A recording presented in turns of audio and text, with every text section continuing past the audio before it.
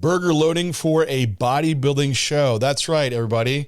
I'm John Jewett with J3U University, and today I'm going to show you how to peak strategically with the burger and fries.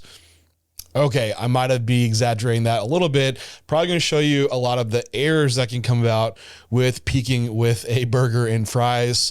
And yes, it has some application. We see bodybuilders eating burgers like one day out or even the day of the show, and sometimes it works and a lot of times it doesn't work. So we should ask the question of like, well, first off, why is this happening to begin with? And the idea being is that we're bringing something in that's very calorie dense. Primarily, what is a burger? It's a lot of fat, correct?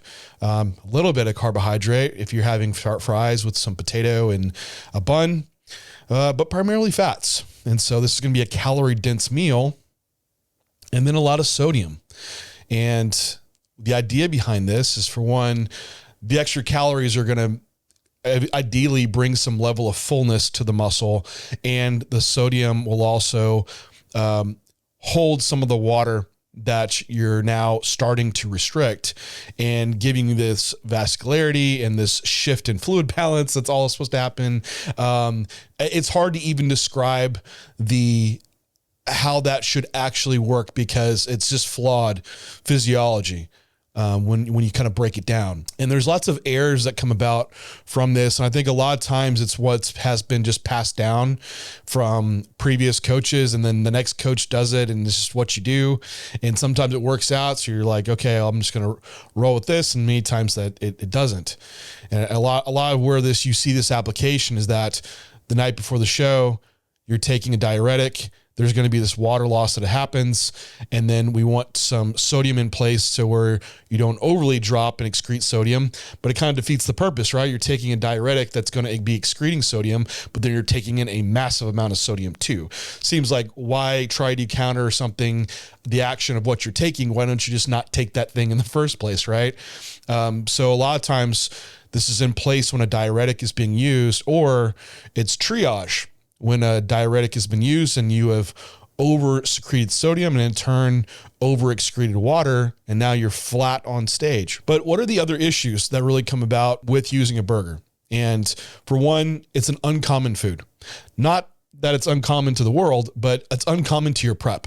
It's a food that you likely haven't consumed all prep long. And I've done a lot of experimenting with burgers and fries and all kinds of different things. And I had one show where the night before I was instructed to go get French fries. I hadn't eaten French fries all prep. And I had some ground beef that I had been eating all prep, but my last meal was to eat these French fries. I eat the French fries, and what happens? I feel so bloated, like I had a concrete brick in my stomach because I hadn't been eating potato and I hadn't really experienced what that was going to be like digestion wise. So this, for a lot of individuals, is going to be an untested food. And this is the day before your show is not where you want to be using something you haven't tested before. The second error in this is that it could be a lack of testing under similar conditions. So maybe you have been doing the frequent untracked cheat meal, burger meal throughout your prep. However, is it the same conditions? Are you still having the same output that you had during prep? No, likely you're sitting around the hotel room and now you're going to eat this burger and maybe it's going to be sitting there, not digesting as fast as it was on prep. Also, a lot of times people are starting to restrict their water intake. Now, what might that change digestion-wise? Well, that might make some foods sit even slower in the GI tract. So even though there might have been some testing occurred, it wasn't under the same conditions to where it kind of still leaves an unknown of what could happen. Another thing to bring up with the burger is that what I mentioned earlier, it's mainly fats, right? How do you really change the volume of muscle? Like, what is the muscle mainly constituted of? And well, largely water, right? But what stores a lot of water with it is glucose in the form of glycogen.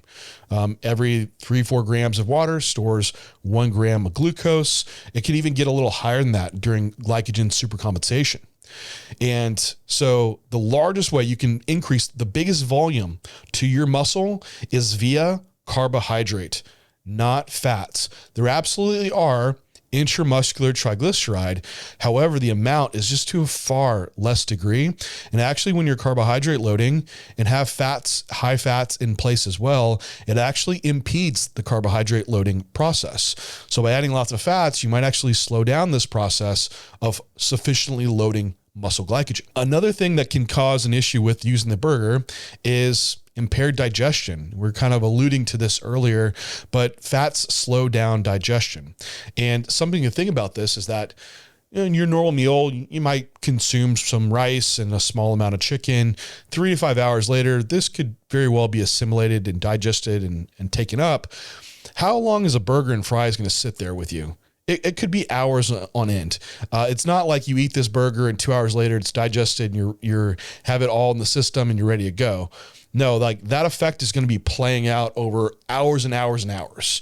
So even though maybe a couple hours in, you look real good, what does that mean for 3, 5, 7 hours later when this burger is still working its way through your system?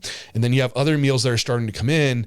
Now it just makes it a lot of variables now that you're trying to manage outside of what you normally would doing your meals that relatively digest relatively quickly. Outside of that too, slow digestion could lead to stomach bloating. And part of getting on stage is having a small waist. And so you don't want something that's going to be causing bloating, and kind of goes back to our original point of that it's an untrialed food that you might be using. Now, with this too, is sometimes it's used as triage for excess sodium loss. I mentioned this with the diuretic piece. Someone takes a diuretic, they look kind of flat during prejudge. Coach says, hey, go eat a burger. And I've done this. I've looked flat. I was instructed to go eat the burger and the fries. And did it give me something back? Yeah, sure. It sure did. But again, we were wrong in the first place. Like, you shouldn't even use the diuretic to begin with. Then you wouldn't have been flat. Then you wouldn't have been trying to do all these triage strategies to try to bring back sodium and water to rehydrate. So what you end up with your burger is this untrialed food that could potentially lead to gastrointestinal distress and could lack your carbohydrate loading process, just potentially leading to not having the best look on stage. Now, is there a place for a burger? Yeah, you can never say never in the coaching world, because there's going to be the guy listening to this that said, man, I ate a burger and it worked badass for me. And I know friends that their whole process is using burgers like the morning of the show and eating a bunch, and it works for these unique individuals. I had in my first prep, I coached myself, and later into the prep, every Friday night, if you're in Texas, you'll know about Whataburger. It's our fast food burger joint. And I would go eat a Whataburger, and it was a double meat, cheese, and fries. I would drive home. This would be about an hour later. I would get in my trunks and pose, and I was vascular, looking crazy. I'm like, oh man, this is it. I figured it out. This is the formula. So what I did is, since this was being trialed, right? 2 hours about before I went on stage, I had my burger and my fries, and I went out on stage. And did it work the same? No, it sure didn't, because I had cut a bunch of water. So could it have worked? I don't know, but I've already found out like a far better process to doing this outside of my first show when I was young and kind of ignorant in the process. So do some individuals have very high calorie needs? Absolutely. And you'll have that client where you're starting to put lots of carbohydrates in and their NEAT increases, some degree of metabolic increase happens, and you start having a hard time keeping up with that client. With these type of clients, usually we're trying to get them into the loading process way earlier in the week to account for a lot of this.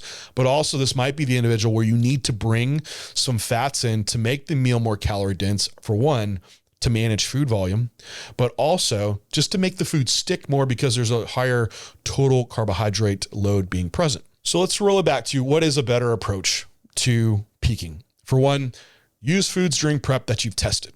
This way you're not winding up using some food that you haven't utilized, that maybe it causes reflux, indigestion, or distends your abdomen and limits your ability to control it on stage. And then within your carbohydrate load, make it be focused on carbohydrate first. And if you're going to be bringing in some fats, use fat sources that you have trialed. And rather than having a burger, just push up your fat sources you know digest well and utilize those over using some type of foods that you never had before. Control your sodium intake. The best way to bring in sodium is just through salt. measured amounts of salt. This way you're not having a question mark. I'm like, well, how much sodium is actually in this burger? And so use your measured salt amount to make these adjustments. I typically have people peak using a consistently high amount of sodium and water. Then on show day, we're just doing some slight water reductions, and we keep sodium the same the entire time. So when you really start pulling a lot of these variables, it gets overly complicated and you put people on stage missing the mark. And then for those bodybuilders that actually do have the high calorie needs, like I mentioned, if you're going to do it, you can make your own form of the burger idea, utilizing foods that you have been on prep and doing it that way. So like I mentioned, there's a place sometimes where you might need something high calorie wise, but it's rare, and it's usually leads to people getting on stage in a suboptimal position. Focus on carbohydrate loading, focus on having enough water while you're doing that load and sodium. Then once loaded, load early. And then you can always adjust one day out to bring those carbohydrates down. That'll already help hardening someone back up. Then on show day, all it might take is just finding that best weight and look that you found during peak week and holding them there, just simply through reducing water slightly. So peaking can be very, very simple.